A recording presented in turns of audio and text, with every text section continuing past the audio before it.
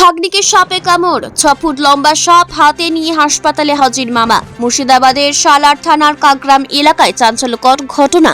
ভাগ্নিকে সাপে কামড় দিতে দেখে 6 ফুট লম্বা সাপ জ্যান্ত ধরে ভাগ্নিকে নিয়ে শটান হাসপাতালে হাজির হলেন মামা। অসুস্থ নাবালিকার নাম অহনা সুলতানা, বয়স মাত্র 12 বছর। সোমবার বিকেলে ঘুমন্ত অবস্থায় হঠাৎই তাকে সাপে কামড়ায়। সেই সময় অহনা মামার বাড়ি বেড়াতে এসেছিল রামপুরহাট থেকে। ঘটনার পর ভয় না পেয়ে বরং সাহসিকতা দেখিয়ে সাপটিকে জ্যান্ত ধরে ফেলেন মামা। তারপর অসুস্থ ভাগ্নিকে নিয়ে ছুটে যান সালার হাসপাতালে। ঘটনাটি ঘিরে ব্যাপক চাঞ্চল্য ছড়িয়েছে কাকগ্রাম এলাকায়।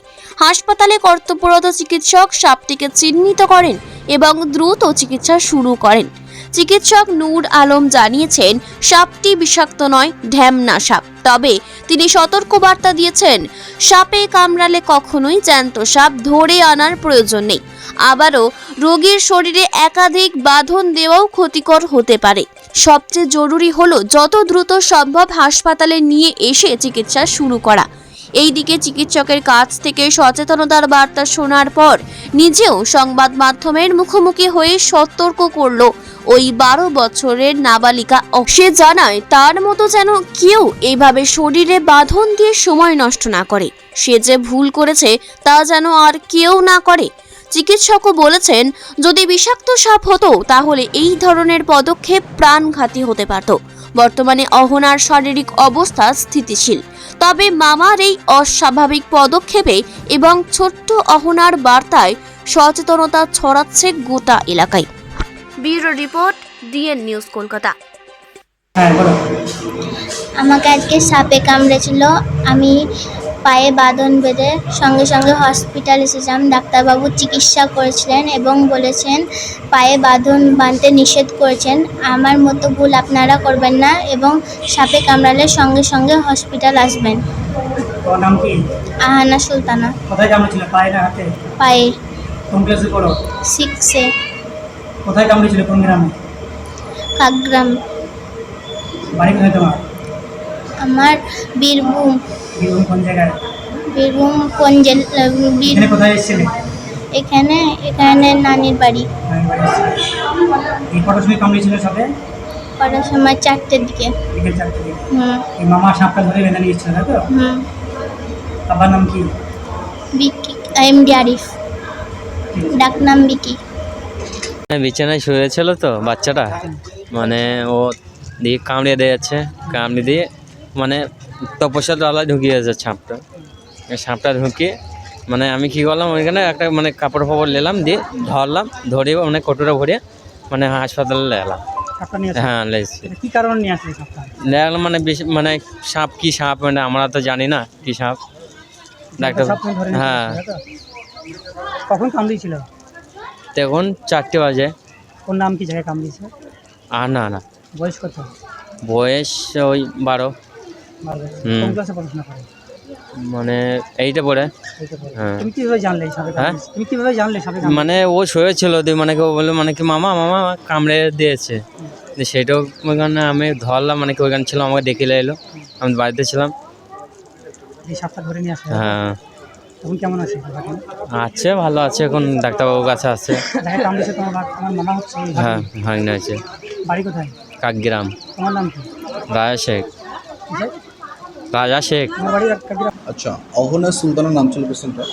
সন্ধ্যা 4:45টার দিকে পেশেন্টটাকে হসপিটালে নিয়ে আসা হয় এবং মজার ব্যাপারও বলতে পারি বা মানে দুঃসাহসিক ব্যাপার, সেটা হচ্ছে গিয়ে জ্যান্ত একটা সাপ ধরে নিয়ে এসছে এবং সৌভাগ্যবশত সেই সাপটা র্যাট স্নেক ছিল, যেটা বাংলায় ঢ্যামনা সাপ বলা হয়, নির্বিষ সাপ। তো এবং তার সঙ্গে পেশেন্টের পায়ে একাধিক বাঁধন দেওয়াও ছিল। যখন পেশেন্টটা আসে তখন বাঁধনগুলো খুলে দেওয়া হয় এবং তার রক্ত টেস্ট করা হয় এবং যেহেতু নির্বিষ সাপ তাই পেশেন্টটাকে অবজারভেশনে রেখে ছেড়ে দেওয়া হবে। একটা কথা বলি, আমি যেখানে আছি সেটা সালার রুরাল হসপিটাল। সালার মানে হচ্ছে গিয়ে সাপের আখড়া। মানে বারবার আমাকে এই বার্তাটা দিতে হয় এই কারণেই, কেননা মানুষের মধ্যে এখনও পর্যন্ত সেই সচেতনতা এখনও এসে পৌঁছায়নি। কেননা আমরা জানি যে, আমরা বারবার বলি ডাক্তারেরা যে সাপের কামড়ে ট্রিটমেন্ট করার জন্য সাপ ধরে আনার প্রয়োজন নেই। কেননা যদি ওই জ্যান্ত সাপটা মৃত সাপ হলেও কারণ মৃত সাপ হলেও তার মাথায় তখনও পর্যন্ত বিষ থাকে, কোনো কারণে তার বিষ দাঁতটা যদি ঢুকে যায় তাহলেও সে কিন্তু আক্রান্ত হতে পারে। সুতরাং সাপ দেখে আমরা কখনোই ট্রিটমেন্ট করি না, আমরা সিমটম দেখে বুঝতে পারি। আমাদের এখানে কিছু টেস্ট আছে, টেস্ট দেখে বোঝা হয়, অবজারভেশনে রাখা হয় এবং সেরকমভাবে ট্রিটমেন্ট করা হয় পেশেন্টের। এই নাবালিকার পায়ে দেখলাম 4 থেকে 5টি ভাঙন দিয়েছে। হ্যাঁ, আবারও বলেছি, আমি অনেকবার দেখেছি, অনেকের আগেরবারও একটা ভিডিওতে বলেছিলাম যে সাপে কামড়ালে কখনোই বাঁধন দেওয়া যাবে না।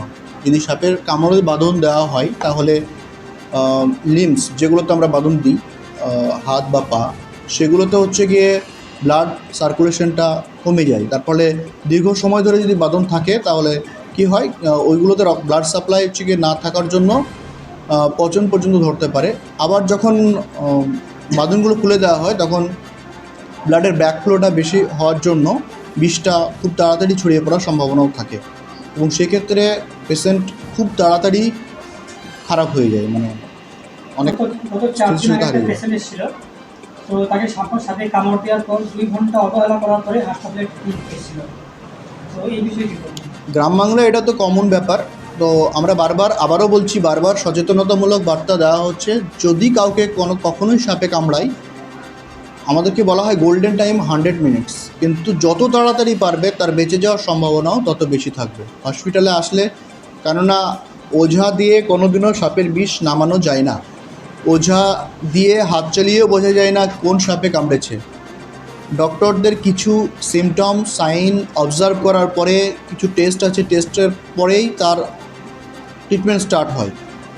তো সেক্ষেত্রে আমি বলবো যে যদি কখনও কাউকে সাপে কামড়ায়, কোনো ওঝার কাছে না গিয়ে, ঝাড়ফুঁক না করে, একদম তাবিজ কবজ না করে সঙ্গে সঙ্গে হসপিটালে চলে আসবে। তাতে করে কী হবে, তার প্রম্পট অ্যাকশন আমরা নিতে পারবো, তার ট্রিটমেন্ট শুরু হয়ে যাবে। ইভেন এটা বলতে খুব ভালো লাগে যে আমার ডিউটি থাকা অবস্থায় ইভেন এখনও পর্যন্ত 5-6 জন অবজারভেশনে আছে, কাউকে সাপে কামড়েছে, বিষাদ সাপে কামড়েছে, কাউকে হচ্ছে গিয়ে বুঝতে পারেনি কিসে কামড়েছে, মানে আননোন বাইট।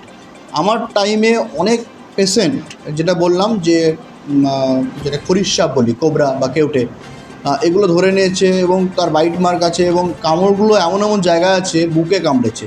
এবার সেক্ষেত্রে বাঁধবে কোথায়? তো ব্যাপারটা হচ্ছে গিয়ে বাঁধার কোনো প্রশ্ন নেই। এবং আমি পরবর্তী সময় যখন রেফার করি এবং তাদেরকে ট্র্যাক করি কেমন আছে, পেশেন্টগুলো সবাই সুস্থ আছে। তো আবারও বলবো, কখনোই ডিলে করা যাবে না, যত দেরি হবে তার সুস্থ হওয়ার সম্ভাবনাটাও তার কমে যাবে। ধন্যবাদ। আমার নাম বলছি। ডক্টর নূর আলম, সালার হসপিটাল।